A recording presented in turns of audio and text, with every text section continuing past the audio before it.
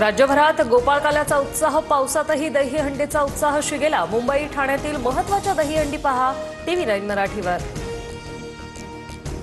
मुंबईच्या उपनगरातून दहीहंडीची धूम। संकल्प प्रतिष्ठान, तारामती चॅरिटेबल फाउंडेशन, शारदा संकल्प प्रतिष्ठानकडून दहीहंडीचं आयोजन। लाखो रुपयांची बक्षिसं मिळवण्यासाठी गोविंदा पथक सज्ज।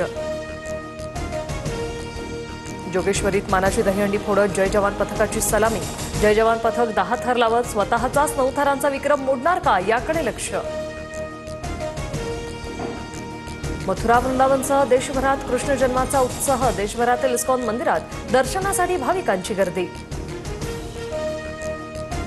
मुंबईच्या समृद्धीने कधी कलानगरचा उंबरठा ओलांडलाच नाही। फक्त हंडीतील लोण्यावरच लक्ष ठेवणाऱ्यांना घरी पाठवूया। गोपाळकाल्याच्या शुभेच्छा देताना भाजपच्या केशव उपाध्यायांचा ठाकरेंवर निशाणा। फुकटचा सल्ला देण्याची गरज नाही, स्वतःच्या पक्षाचं बघावं। अजित पवारांचा रोहित पवारांना टोला। सुनील तटकरेंनी दादांचा पक्ष हायजॅक केल्याची टीका रोहित पवारांनी केली होती।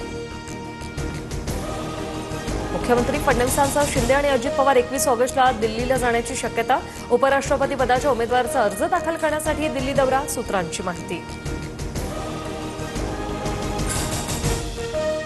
मुंबई शहर आणि उपनगरांमध्ये रात्री मुसळधार पाऊस। 150 मिलीमीटरपेक्षा जास्त पावसाची नोंद। दादर, किंग सर्कल, सायन परिसरात साचलेल्या पाण्याचा निचरा।